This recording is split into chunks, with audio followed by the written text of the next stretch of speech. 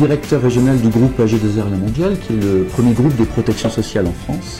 Et à ce titre, œuvre depuis de nombreuses années en tant qu'acteur engagé dans toutes les grandes évolutions de la société. Notre groupe a délibérément retenu comme priorité, une de ses priorités, de mettre au centre de son action sociale le handicap. C'est d'ailleurs dès 1971, donc ça fait de cela maintenant plus de 40 ans, que le groupe AG2R La Mondiale s'est inscrit en tant que membre fondateur du CCAH qui est aujourd'hui le comité de coordination de l'action handicap. L'objectif du CCAH a été délibérément de changer le regard et les mentalités que l'on porte sur le handicap.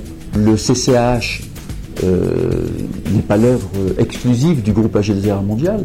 Il y a bien entendu un nombre important d'institutions de prévoyance, de mutuelles, mais aussi d'associations qui sont aujourd'hui membres du CCAH. Et d'ailleurs, la GFIP, qui est aujourd'hui un acteur majeur en matière de handicap, eh bien, se trouve d'une certaine manière accompagnée.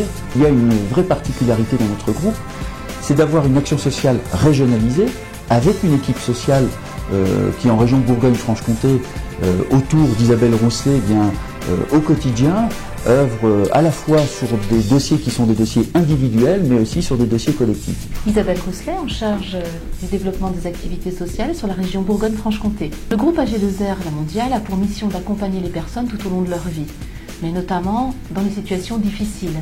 Sur la question liée au handicap, nous avons 4 axes de travail.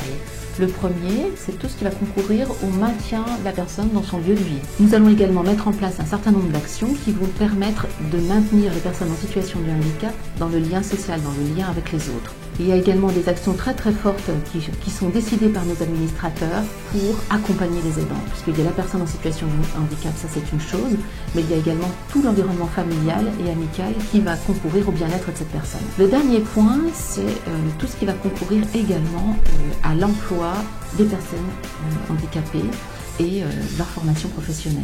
Nous avons contribué à la rédaction d'un guide à destination des entreprises, développer votre politique emploi-handicap. Alors ce guide, pourquoi? Eh bien tout simplement pour accompagner les réglementations qui s'imposent aujourd'hui aux employeurs. Il y a vraiment des choses très pratico-pratiques dans ce guide.